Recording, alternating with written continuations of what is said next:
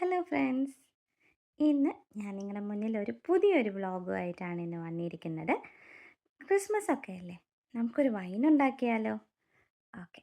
അപ്പോൾ ഇന്ന് ഞാനൊരു വൈൻ ഗ്രേപ്സ് കൊണ്ട് ഉണ്ടാക്കുന്ന ഒരു വൈനാണ് ഞാനിന്ന് നിങ്ങളെ കാണിക്കാൻ പോകുന്നത്. അപ്പോൾ അത് നമുക്കൊരു എന്താ പറയുക, പെട്ടെന്ന് ഉണ്ടാക്കാൻ പറ്റുന്ന ഒരു വൈനൊന്നും അല്ല, റെഡിമെയ്ഡ് വൈനൊന്നും അല്ല. മിനിമം ഒരു 20 ദിവസമെങ്കിലും വേണം ഈ ഒരു വൈൻ ഉണ്ടാക്കാനായിട്ട്. അപ്പോൾ അതിൻ്റെ ഇനിഷ്യൽ പ്രോസസ്സൊക്കെ എന്താണെന്നുള്ളത് ഞാൻ ഇന്ന് നിങ്ങളെ കാണിക്കാം. ഓക്കെ അല്ലേ? അപ്പോൾ ആദ്യം ഞാൻ എന്തായാലും അതിൻ്റെ ഒരു കണക്ക് ഞാനിപ്പോൾ പറയാം.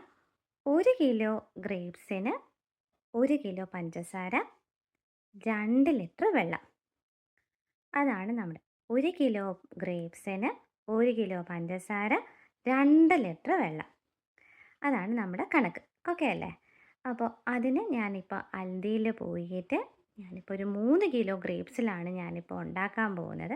വളരെ കുറച്ച്, ഞാനും അഭിഷേകനും മാത്രമേ ഉള്ളൂ. പിന്നെ എൻ്റെ കുറച്ച് ഫ്രണ്ട്സ് ഉണ്ട്, അവരും വൈന് വേണമെന്ന് പറയുന്നുണ്ട്. അപ്പോൾ അവർക്കും കൊടുക്കാൻ വേണ്ടിയിട്ട് ഞാനൊരു ചെറിയൊരു ക്വാണ്ടിറ്റിയിലാണ് ഞാൻ ഉണ്ടാക്കുന്നത്. ഒരു 3 കിലോ ഗ്രേപ്സ് വാങ്ങിച്ചിട്ടുണ്ട്.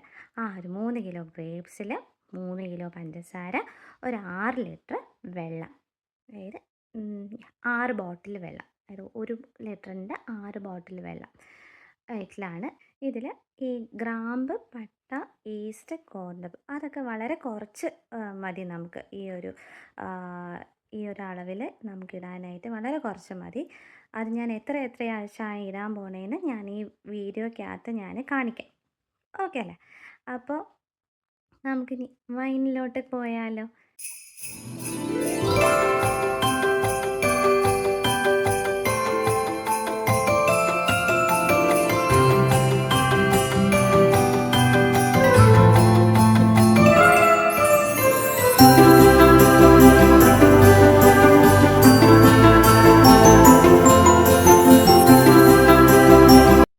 അടുത്തായിട്ട് നമ്മളിനി ഗ്രേപ്സ് കഴുകാൻ പോവുകയാണ്.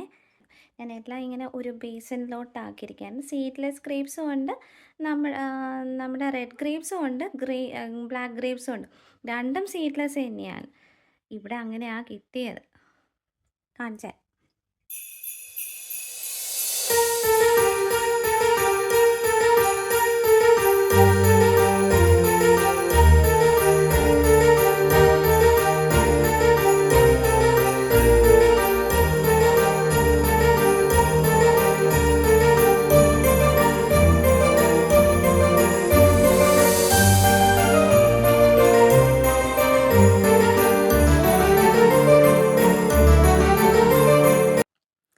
അപ്പോൾ നമ്മൾ ഗ്രേപ്സ് എല്ലാം കഴുകി നല്ല വൃത്തിയായിട്ട് 2-3 പ്രാവശ്യം വെള്ളത്തിലെല്ലാം നന്നായിട്ട് കഴുകിയിട്ട് നമ്മളിപ്പോൾ ഗ്രേപ്സിനെല്ലാം നല്ലൊരു ക്ലീൻ ആയിട്ടുള്ള ഒരു തുണിയുടെ മേലിൽ അതിനെ സ്പ്രെഡ് ചെയ്തിട്ടിരിക്കുകയാണ്. ഇനി ഒരു തുള്ളി വെള്ളം പോലും അതിൻ്റെ പുറത്ത് വരാൻ പാടില്ല.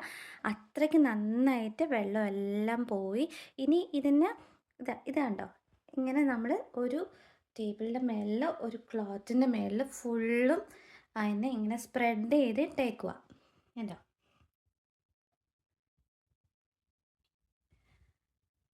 എല്ലാ വെള്ളവും പോകണം. എന്നിട്ട് നമുക്ക് ഫുൾ ഡ്രൈ ആയതിന് ശേഷമാണ് നമ്മൾ പിന്നെ ഇതിന് ഒരു ബക്കറ്റാണ് എനിക്കിവിടെ കിട്ടിയത്. നമ്മുടെ നാട്ടിലൊക്കെ ആണെങ്കിൽ ഭരണിക്കകത്തൊക്കെ നമുക്ക് വൈനിടാൻ പറ്റും. പക്ഷേ ഇവിടെ ഇപ്പോൾ എനിക്ക് ഭരണിയൊന്നും കിട്ടാനായിട്ട് വഴിയില്ലാത്തതുകൊണ്ട് ഒരു അടപ്പുള്ള നല്ല ടൈറ്റായിട്ട് അടയ്ക്കാൻ പറ്റുന്ന ഒരു ബക്കറ്റ് അല്ലെങ്കിൽ ഒരു ഡ്രമ്മിൻ്റെ അകത്താണ് ഞാനിപ്പോൾ ഇപ്രാവശ്യം വൈനിടാൻ പോകുന്നത്. അപ്പോൾ ഇനി ഇതിന് ഞാനൊരു നല്ല വൈറ്റ് കളറിലൊരു ടിഷ്യൂ പേപ്പറിൽ, നല്ല ക്ലീൻ ആയിട്ടുള്ളൊരു ടിഷ്യൂ പേപ്പറുണ്ട്. ഇതെല്ലാം നല്ല പാക്ക് ഡ്രൈ ആക്കുവാന്ന്, അങ്ങനെ ആക്കിയിട്ടാണ് ഇനി അടുത്ത ചെയ്യാൻ പോകുന്നത്. അപ്പോൾ ഇതിന് ടിഷ്യൂ പേപ്പറുണ്ട്. ജസ്റ്റ് ഒന്ന് എല്ലാം നന്നായിട്ട് ക്ലീൻ ആക്കിയതിന് ശേഷം അടുത്ത പ്രോസസ്സിലോട്ട് പോവാം.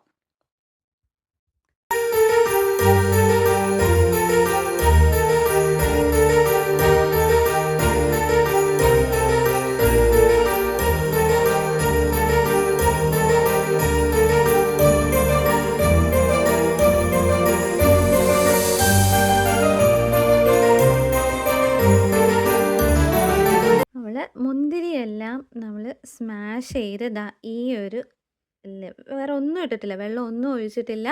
പഞ്ചസാരയൊന്നും ഇട്ടില്ല. ഇനി പഞ്ചസാര ഇടാൻ പോവാ. നമ്മൾ ഇപ്പം എല്ലാ മുന്തിരിയും കൂടെ നന്നായിട്ട് ഇളക്കി സ്മാഷ് ചെയ്ത് ദാ ഈ ഒരു അവസ്ഥയിൽ ആക്കണം. ആക്കിയതിന് ശേഷമാണ് ഇനി നമ്മൾ പഞ്ചസാര എടുത്തോ. പഞ്ചസാരയും ഇട്ട് നമ്മൾ ഇളക്കാൻ പോവാ.